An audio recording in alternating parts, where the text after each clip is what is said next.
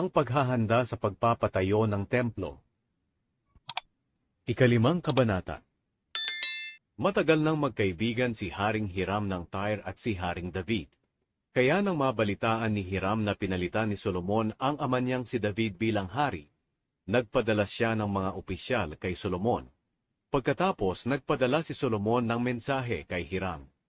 Nalalaman mong hindi nakapagpatayo ang aking amang si David ng templo para sa Panginoon na kaniyang Diyos, dahil palagi siyang nakikipaglaban sa mga kalabang bansa sa palibot.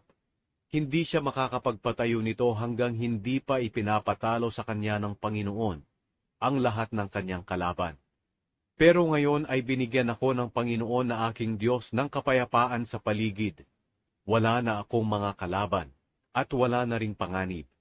Kaya naisip ko na magpatayo na ng templo para sa karangalan ng Panginoon na aking Diyos, ayon sa sinabi ng Panginoon sa aking amang si David. Ito ang kanyang sinabi, ang iyong anak na ipapalit ko sa iyo bilang hari, ang siyang magpapatayo ng templo para sa karangalan ng aking pangalan. Kaya iutos mo sa iyong mga tauhan na pumutol ng mga puno ng sedro sa Lebanon para sa akin. Patutulungin ko sa kanila ang mga tauhan ko, at uupahan ko ang mga tauhan mo ayon sa gusto mo.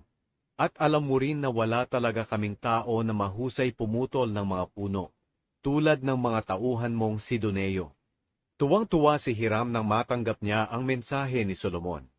Sinabi niya, purihin natin ang Panginoon sa araw na ito, dahil binigyan niya si David ng matalinong anak, para pamahalaan ang makapangyarihang bansang ito.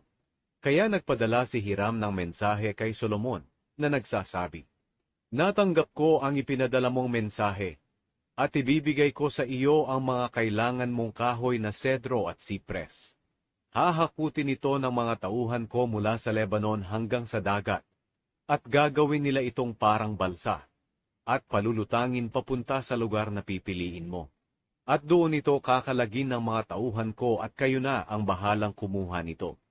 Bilang kabayaran, bigyan mo ako ng pagkain para sa mga tauhan ko sa palasyo. Pinadalhan nga ni Hiram si Solomon ng lahat ng kahoy na sedro at sipres na kailangan niya. At pinadalhan naman ni Solomon si Hiram ng 60,000 sakong trigo at 110,000 galong langis ng olibo bawat taon. Binigyan ng Panginoon si Solomon ng karunungan ayon sa kanyang ipinangako. Maganda ang relasyon ni Solomon at Hiram, at gumawa sila ng kasunduan na hindi sila maglalaban.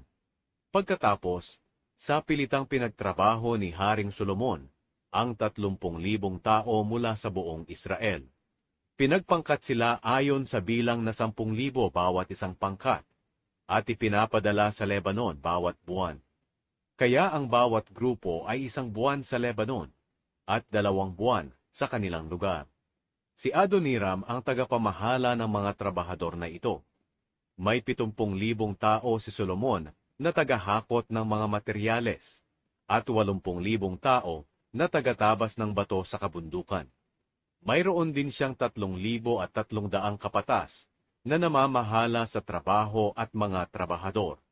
At sa utos niya, nagtabas sila ng malalakit magagandang uri ng bato para sa pundasyon ng templo.